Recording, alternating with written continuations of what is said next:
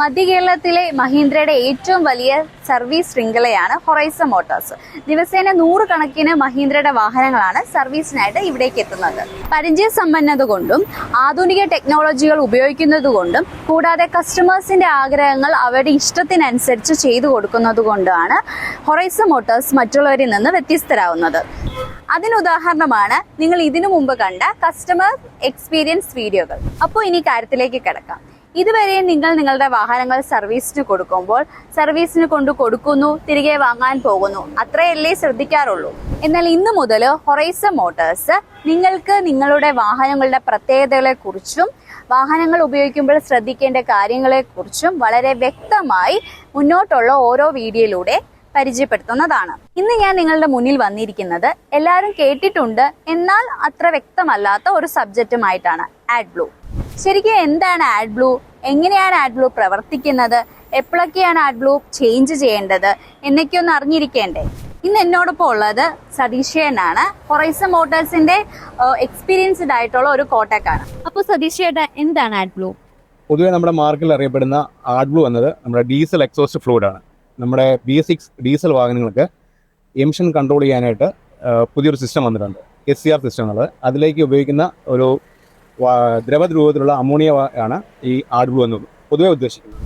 എങ്ങനെയാണ് ആഡ്ബ്ലൂ പ്രവർത്തിക്കുന്നത്? നമ്മുടെ BS6 വാഹനങ്ങളിൽ എമിഷൻ കൺട്രോൾ ചെയ്യാനായിട്ട് ഒരു SCR എന്നൊരു സിസ്റ്റം ഉണ്ട്, സെലക്റ്റീവ് കാറ്റലിക് റിഡക്ഷൻ.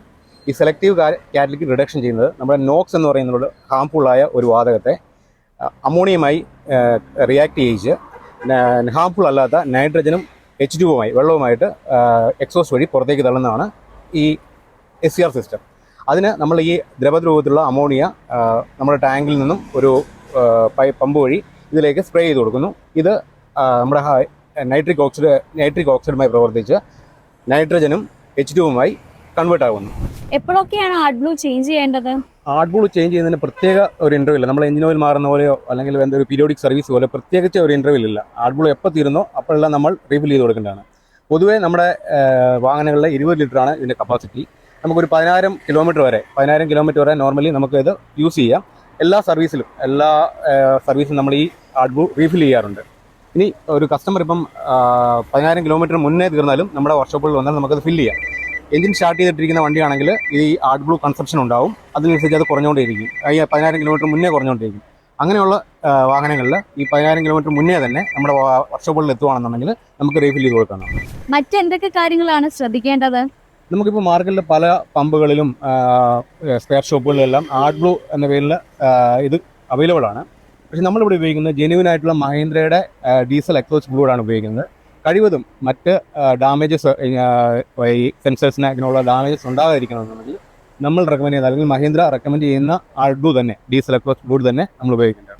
ഇതാണ് മഹീന്ദ്രയുടെ genuine maxi clean diesel exhaust fluid. ഇതൊരു 10 ലിറ്ററിൻ്റെ ക്യാനാണ് വരുന്നത്. നമ്മുടെ മഹീന്ദ്ര വണ്ടികളിൽ ഡീസൽ വണ്ടികളുടെ 20 ലിറ്ററാണ് അതിൻ്റെ കപ്പാസിറ്റി. നമ്മളെല്ലാ സർവീസിലും റീഫിൽ ചെയ്ത് എല്ലാ 10,000 സർവീസിലും റീഫിൽ ചെയ്ത് കൊടുക്കുന്നതാണ്. അത് റീഫിൽ ചെയ്യുന്നത് എങ്ങനെയാണെന്ന് കാണിക്കുന്നത്.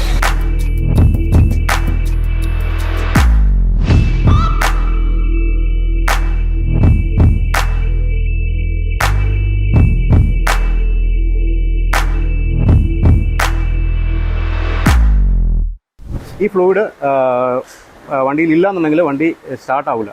5 ലിറ്ററിനുള്ളിൽ നമുക്ക് ഇതിൽ ക്ലസ്റ്ററിൽ വാണിംഗ് വരും.